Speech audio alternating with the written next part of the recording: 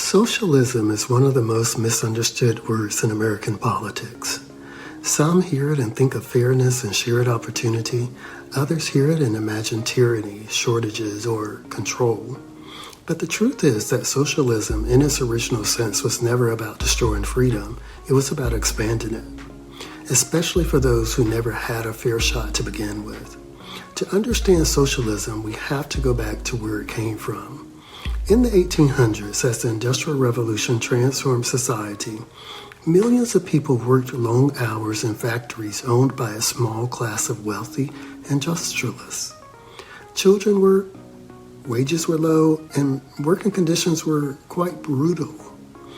Out of that struggle came thinkers and labor movements who believed that the wealth created by workers should not belong only to a few. The word socialism grew out of that idea that the economy should serve the community, not the other way around.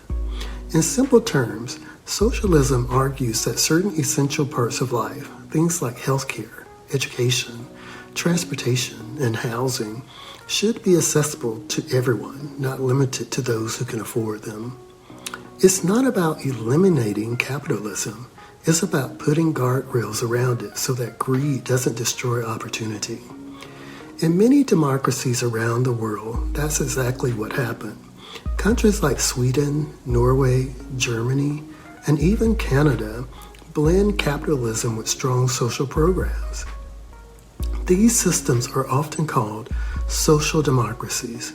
They protect markets, but make sure that citizens have health care, good schools, and basic dignity.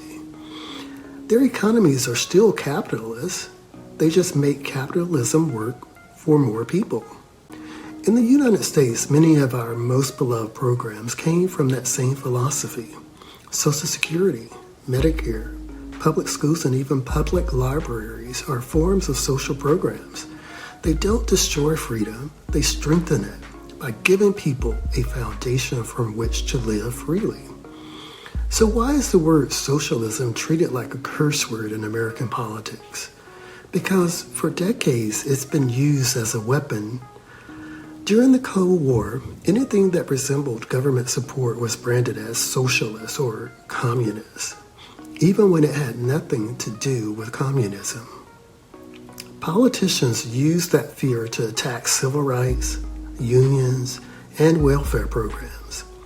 They blurred the line between democracy with a safety net and authoritarian communism. That confusion still drives our political arguments today. Conservatives often say that socialism kills innovation, and yes, in some extreme cases, like the Soviet Union, centralized control and corruption crushed creativity and freedom. But those failures weren't caused by equality. They were caused by a dictatorship. When people lose the right to speak, to own property, or to choose their leaders, that's not socialism. It's authoritarianism. True democratic socialism believes that people should have both economic and political power. It doesn't replace democracy. It depends on it.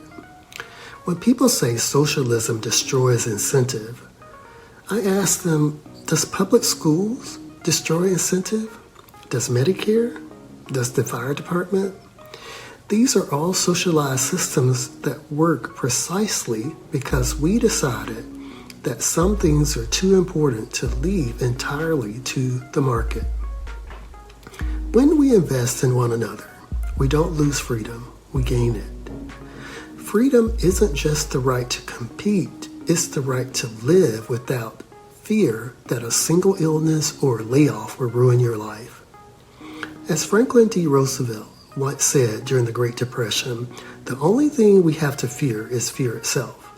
He used that line to call Americans away from the panic and towards cooperation, to remind them that government, when guided by compassion, can serve the people, not rule them.